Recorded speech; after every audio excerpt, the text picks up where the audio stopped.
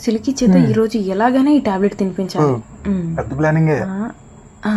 అంతే. ఇప్పుడు ఈ లడ్డు ఇచ్చానంటే ఇందులో టాబ్లెట్ ఉంది అనుకొని ఇది తీసుకుంటుంది. ఇప్పుడు ఈ ఆశీన సిలికి లడ్డు తిందాం దా, ఇది తీసుకో.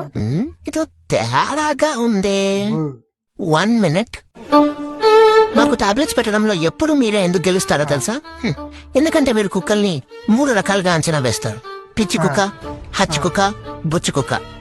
మొదటిది అంటే పిచ్చి కుక్క. నువ్వు ఈ లడ్డు ముందుకు తోసావు కాబట్టి టాబ్లెట్ ఇందులోనే ఉందనుకొని తను ఆ లడ్డు తీసుకొని తింటుంది. అప్పుడు అందులోనే టాబ్లెట్ ఉంటుంది, తినేస్తుంది. రెండోది హచ్ కుక్క. నువ్వు ఇది ముందుకు తోసావు కాబట్టి అందులో టాబ్లెట్ ఉంటుందని తను అనుకోవాలని మీరు అనుకుంటున్నారని ఇది తీసుకుంటుంది. టాబ్లెట్ ఇందులోనే ఉంటుంది, తెలియక తినేస్తుంది.